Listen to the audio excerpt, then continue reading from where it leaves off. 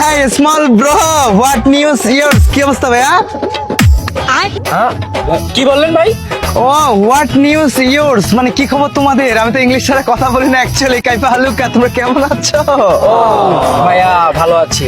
জি ভালো, ভালো আছো না? হ্যাঁ হ্যাঁ হ্যাঁ। তো ভাইয়া হঠাৎ করে আপনি এত চেঞ্জ হয়ে যাচ্ছেন, রূপের পরিবর্তন হয়ে যাচ্ছে, কারণটা কি? আসলে অ্যাকচুয়ালি ভাইয়া তোমাদেরকে তো এগুলো বুঝালে বুঝবে না। তোমরা যেহেতু গ্রামে থাকো, গ্রামীণ মূর্খ বর্বর ইতর ছোট লোক রবি এয়ারটেল মানে হচ্ছে হয় না, তো তোমরা আসলে বুঝবে না। তারপরেও তোমাদেরকে বলতে হয় আমার এই রূপের রহস্যের কারণ সান্ডার তেল।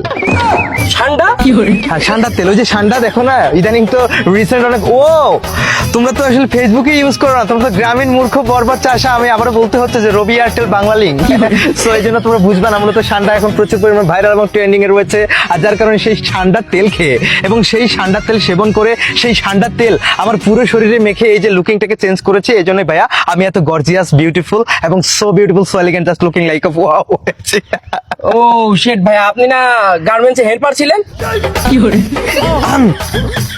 মানুষ পরিবর্তনশীল, ম্যান ইজ মর্টাল। মানুষ পরিবর্তনশীল মাত্রই। আগে গার্মেন্টসে হেল্পারে পোস্টে মানে জব করতে চেয়েছিলাম, না করি নাই, এই জন্যই মূলত না আসলে। ও আমি তো জব চেঞ্জ করেছি, তোমরা জানো না? তাহলে এখন কি করেন ভাই? আমি তো এখন হচ্ছে সৌদিতে থাকি, মানে মূলত সৌদিতে আমার সান্ডার ব্যবসা। এই যে সান্ডার তেল ইম্পোর্ট এক্সপোর্ট করি মূলত, হ্যাঁ বুঝছো, মানে গ্রামে আনি। তোমাদের সাথে তো এতক্ষণ থেকে সৌদির ভাষায় কথা বলতাম, এই যে হয় না যে কাইফা হালুকা একলা ইওফা ওই হালা ও আর ওহো। এ কি বললেন ভাইয়া? এটা তো জন্য তো ট্রান্সলেটর আমি আনি নাই ভাইয়া। আমার যে সাথে যে দোভাষী ছেলেটা থাকে ওকে ছুটি দিয়ে দিয়েছে বিনা বেতনে 30 দিন, তার বউ প্রেগনেন্ট।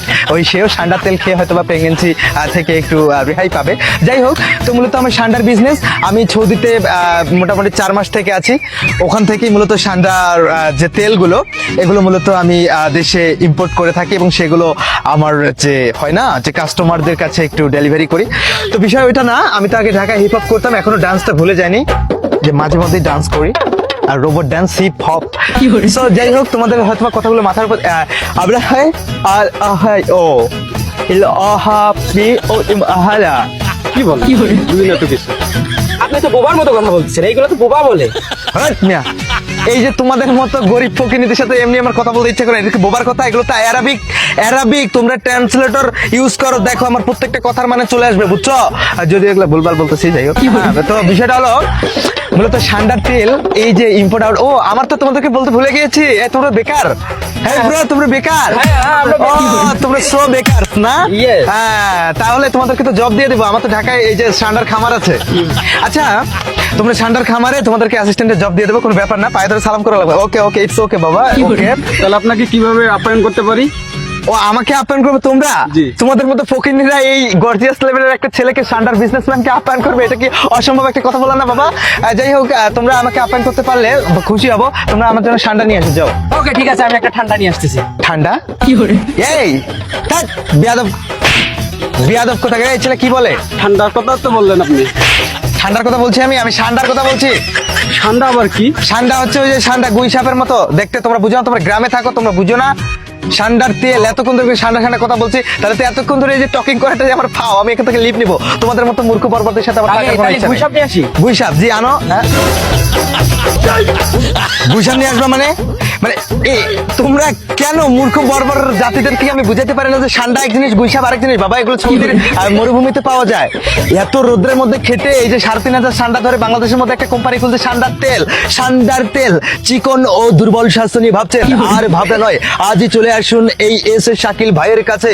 আপনার আগা মোটা গোরা চিকন, কিংবা আপনি কি দেখতে ফর্সা না, কালো বিড়ালের মতো দেখতে? আপনার এই কালো চেহারা এক নিমিষেই ফেয়ার অ্যান্ড লাভলির আগেই, গ্লো অ্যান্ড লাভলির আগেই আপনাকে ফর্সা করে দেবে।